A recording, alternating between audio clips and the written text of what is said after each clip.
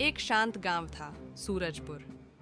गांव के अंतिम कोने पर एक पुराना हवेली नुमा घर था, जहां कोई नहीं रहता था। लोगों का मानना था कि वहां कोई साया है।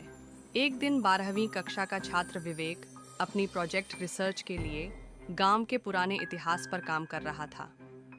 जब उसने सुना कि उस हवेली का इतिहास गांव से जुड़ा है, तो उसने तय किया कि उसे वहां जाना चाहिए। शाम का समय था, सूरज ढल चुका था। विवेक ने मोबाइल टॉर्च जलाई और हवेली की ओर चल पड़ा। रास्ते भर खामोशी थी और हर कदम पर जैसे कोई उसका पीछा कर रहा हो। दरवाज़ा धीरे धीरे छर्र छर्र करके खुला। अंदर अजीब सी ठंडक थी। कोई है? विवेक की आवाज़ गूंज उठी। कोई जवाब नहीं। एक पुरानी तस्वीर दीवार पर टंगी थी। उस तस्वीर में एक महिला और एक बच्चा, और नीचे लिखा था, सावधान, ये सिर्फ तस्वीर नहीं है। विवेक ने तस्वीर को गौर से देखा और महिला की आंखें अचानक लाल हो गईं। विवेक डर के मारे पीछे हटा और उसका पैर एक बक्से से टकराया। बक्सा खुला। उसमें एक डायरी थी। डायरी में लिखा था, अगर ये पढ़ रहे हो तो अब तुम भी इसकी सूची में हो। विवेक कांपने लगा।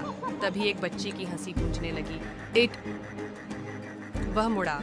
वहां कोई नहीं था, लेकिन दीवार पर खून से लिखा था, ईमान ही बचा है।